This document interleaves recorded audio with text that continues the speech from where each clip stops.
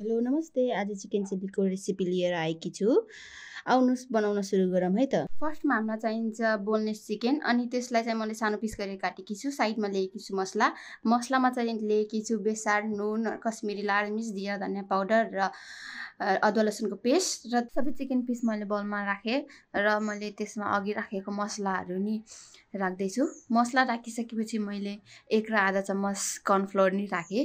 Cornflour राखेर चाहिँ मजाले मोल्नु होला। सबै मसलाहरू मजाले मोलियोस् चिकनमा र मैले यसरी मोलिसकेकी छु। यतिको भयो र अब यसलाई एकछिन यतिकै ढाकेर राख्छु र अब पालो चिकन चिल्लीमा युज हुने भेजिसहरू मैले पहिल्यै काटेर लिएकी छु। भेजिसमा चाहिँ मैले capsicum, green chilli, green coriander र अनियन लिएर राखेकी छु र साइडमा मैले सोया सस र टमेटो केचप नि राखेकी छु।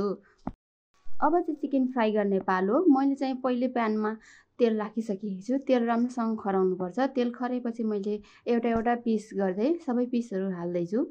फ्लेम चाहिँ अलिकति लो हुनुपर्छ हाल्दाखेरि, नत्र भने बाहिर रातो भएर भित्र काँचो नि हुनसक्छ। मैले सबै पिसहरू एउटा गर्दै हालिसकेकी छु मिलाएर साइडमा। यतिको मिलाएर सबै पिसहरू राखिसकेपछि एकछिन यतिकै राखिदिनु होला। यसलाई चाहिँ ओल्टाइ गरेर पकाउनुपर्छ राम्रोसँग पाकोस् भनेर। मजाले बिस्तारै चलाउनु होला, नत्र तेल उछिट्टिन सक्छ।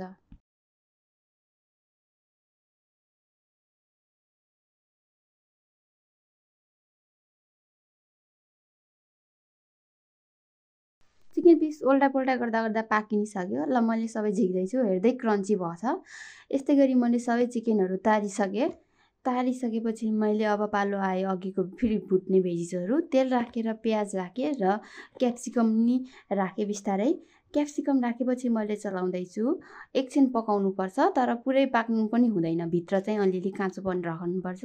एकछिन चलाएपछि मैले राम्रोसँग चलाएपछि हरियो खुर्सानी राखेँ। हरियो खुर्सानी एकछिन राखेपछि मैले फेरि चलाइसकेपछि सोया सस नि राखेँ। सोया सस राखेपछि फेरि टमेटो केचप नि हालेँ। टमेटो केचप हालेपछि अघि फ्राई गरेको चिकन राखेपछि मजाले चलाउनु होला। सबै मिक्स हुने गरी चलाउनुपर्छ राम्रोसँग। एकछिन पकाउनुपर्छ यस्तै गरेर। अब पालो आयो ग्रेभी बनाउनको लागि मैले पानी ल्याएकी छु। पानीमा अघिको कर्नफ्लोर 1 चम्मच जति हालेर मजाले घोल बनाएँ र अघिको फेरि त्यही कराईमा खनाएँ। कराईमा खनाइसकेपछि स्वादअनुसार नुन नि राखेँ। नुन राखेर स्वादअनुसार नुन राखिसकेपछि मजाले चलाउनु होला। चलाउन चाहिँ नबिर्सिनु होला। मजाले त्यो मसलाहरू सबै मिक्स हुने गरी चलाउनुपर्छ।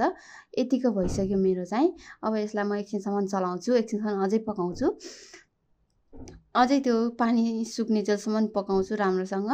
ठिक हुन्छ ग्रेभी अनि बल्ल राम्रो हुन्छ हाम्रो चिकन चिल्ली।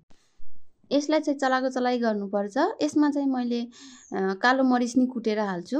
कालो मरिच कुटेर राखिसकेपछि मजाले चलाउनुपर्छ सबै ठाउँमा लागोस् भनेर। चलाइ गर्नुपर्छ, तल डढ्न हुँदैन। ल अब मैले प्लेटमा सर्भ गरिसकेँ र माथिदेखि कोरिएन्डर नि राखिसकेँ। हेर्दै मिठो भएछ, मिठो नि भयो खाँदाखेरि। ल थ्याङ्क यू।